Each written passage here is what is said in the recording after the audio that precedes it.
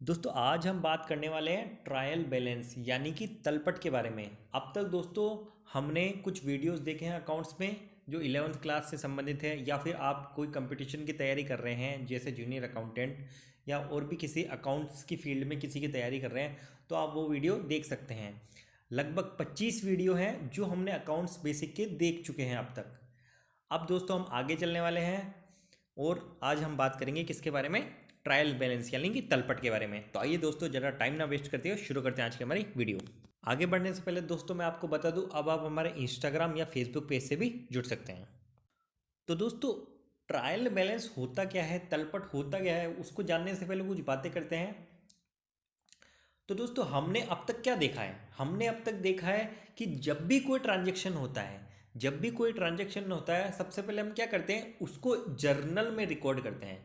मतलब उसकी general entry करते हैं। सिंपल सी बात है भैया, कोई भी ट्रांजेक्शन हुआ उसकी जनरल एंट्री कर दी। दूसरा काम दोस्तों हमने क्या किया, जो लास्ट वीडियो हमने कुछ देखे उसमें दोस्तों हमने की लेजर पोस्टिंग यानी खाता बही में खतौनी की। वो किसकी मदद से की दोस्तों, वो हमने की जर्नल की मदद से। जब दोस्तों हम जनरल एंट्री सीख रहे थे तो वहाँ पर मैंने एक बात बताई थी आपको कि प्रत्येक लेन देन जो भी हमारा ट्रांजैक्शन होता है वह दो खातों को कम से कम प्रभावित करता है। मतलब प्रत्येक ट्रांजैक्शन के दो पहलू होते हैं, ठीक है, जो उस ट्रांजैक्शन को प्रभावित कर रहे हैं, बराबर। और दोस्तों हम उन दोनों पहलू या दोनों पक्षों का लेखा करते हैं। इसीलिए इस सिस्टम को क्या कहते हैं हम, दोहरा लेखा प्रणाली। मतलब दोहरा लेखा, दोनों का लेखा कर रहे हैं ना हम, दोनों पक्षों का। जैसे मान लो अपन ने फर्नीचर खरीदा नगद से, है ना, अपन हमने नगद फर्नीचर खरीदा, उसकी एंट्री हम क्या करते हैं, furniture account debit to cash. तो यहाँ पर दो पहलू या दो पक्ष कौन से हो गए, एक तो हो गया दोस्तों कैश, एक हो गया फर्नीचर, तो दोनों की एंट्री कर रहे हैं ना हम। इसलिए इस सिस्टम को दोहरा लेखा प्रणाली कहते हैं। तो दोहरा लेखा प्रणाली में क्या है दोस्तों, क्रेडिट का योग हमेशा डेबिट के योग के बराबर होता है, ये हमने जाना था। तो इसी को ध्यान में रखते हुए दोस्तों हम एक विवरण तैयार करते हैं जो कि ये बताएगा कि हमारे डेबिट पक्षों का योग क्रेडिट पक्षों के योग के बराबर है या नहीं, कि हमने कोई अंक गणितीय अशुद्धि की तो नहीं है, कि हमने कोई मैथमेटिकल कोई एरर तो नहीं करके आए हम, जो हम अकाउंट्स बनाते आए हैं। अगर दोनों का योग मिल जाता है तो हमारे अकाउंट सही है, अगर नहीं मिलता है तो हमारे अकाउंट्स गलत है, कोई ना कोई गलती करके हैं। तो इसीलिए दोस्तों हम क्या तैयार करते हैं, ट्रायल बैलेंस तैयार करते हैं एक, कि हमारी कोई गणितीय अशुद्धि तो नहीं रह गई है ना जनरल एंट्री करते टाइम, या फिर खातों की खतौनी मतलब लेजर पोस्टिंग करते टाइम। इसलिए हम बनाते हैं क्या, तलपट बनाना। लेकिन दोस्तों तलपट बनाने का केवल यही उद्देश्य नहीं है, तलपट बनाने का एक उद्देश्य और है।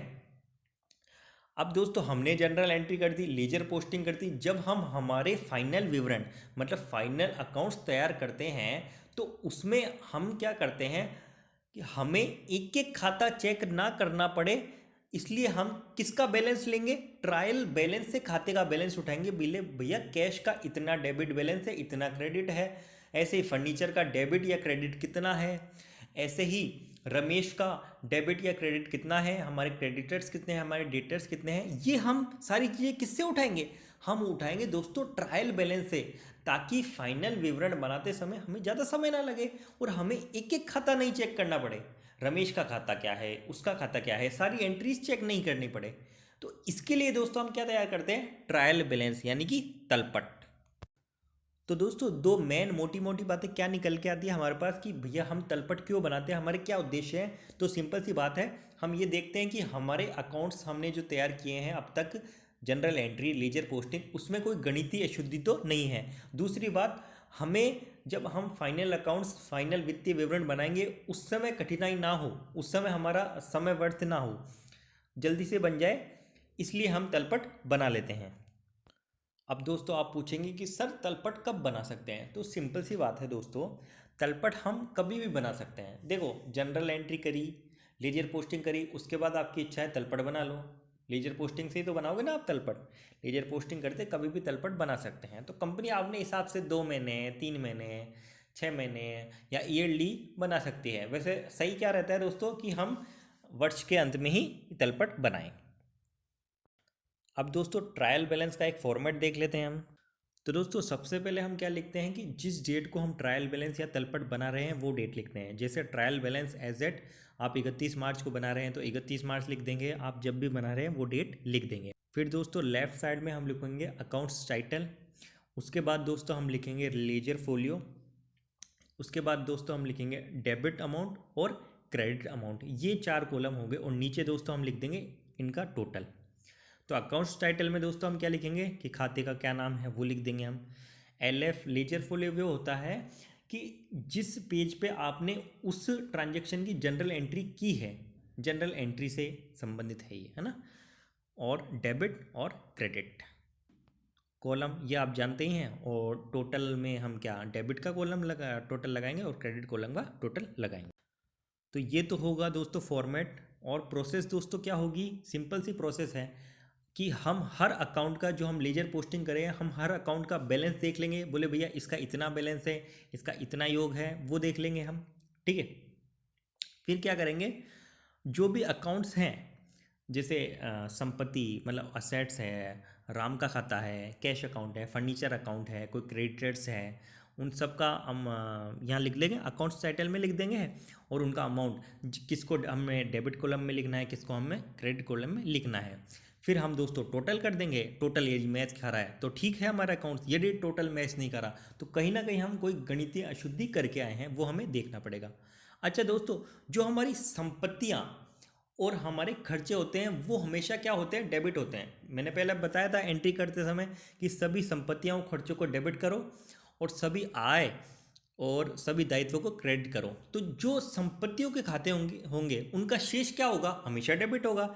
खर्चे होंगे उनका शेष क्या होगा, डेबिट होगा। इसी तरह जो हमारे क्या बोलते हैं दायित्व होते हैं, लाइबिलिटीज़ होती हैं, उनका जो शेष होगा वो हमेशा क्रेडिट ही होगा। तो ये बात थोड़ी आपको ध्यान में रखनी है ट्रायल बैलेंस बनाते समय। तो ये चीज़ हो गई ट्रायल बैलेंस का दोस्तों। आज हमने मतलब देख लिया, उसके उद्देश्य देख लिए, उसका फॉर्मेट देख लिया, किस तरह ये बनाया जाता है वो चीज़ देख ली। अच्छा, इसके कुछ लिमिटेशंस भी है दोस्तों। आप ऐसा नहीं है कि ट्रायल बैलेंस यदि मैच खा रहा है तो आप ये मान के चलिए कि साहब हमारे अकाउंट सही है, हम खतौनी सही करके आए हैं, हमारी कोई गलती नहीं है, ऐसा नहीं हो सकता। फिर भी कुछ ऐसी अशुद्धियाँ रह सकती है जो ट्रायल बैलेंस मैच खाने पर भी पता ना चले। कैसे दोस्तों, मान लो आपने कोई ट्रांजैक्शन जनरल में लिखा ही नहीं, मतलब एंट्री नहीं हुई तो उसकी पोस्टिंग भी नहीं हुई, पोस्टिंग नहीं हुई तो वो ट्रायल बैलेंस में भी शो नहीं होगा। सिंपल सी बात है। तो मैच तो खा जाएगा ना अपना, जो बैलेंस है डेबिट और क्रेडिट साइड का बैलेंस है वो मैच खा जाएगा। इसी तरह दोस्तों जनरल एंट्री करते समय आपने 10,000 का ट्रांजैक्शन था, उसको 5,000 से एंट्री कर दी, तो 5,000 का दोनों जगह प्रभाव पड़ गया और उसी हिसाब से लेजर पोस्टिंग कर दी, उसी हिसाब से मैच भी खा जाएगा आपका ट्रायल बैलेंस, तो भी आपको ये कमी पता नहीं लगेगी।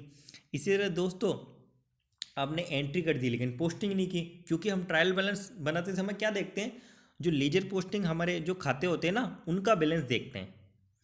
अगर आपने एंट्री नहीं की तो वहाँ भी नहीं आएगा, इससे भी हमारा क्या है ट्रायल बैलेंस तो मैच खा जाएगा, लेकिन फिर भी कमी तो रह ही गई ना।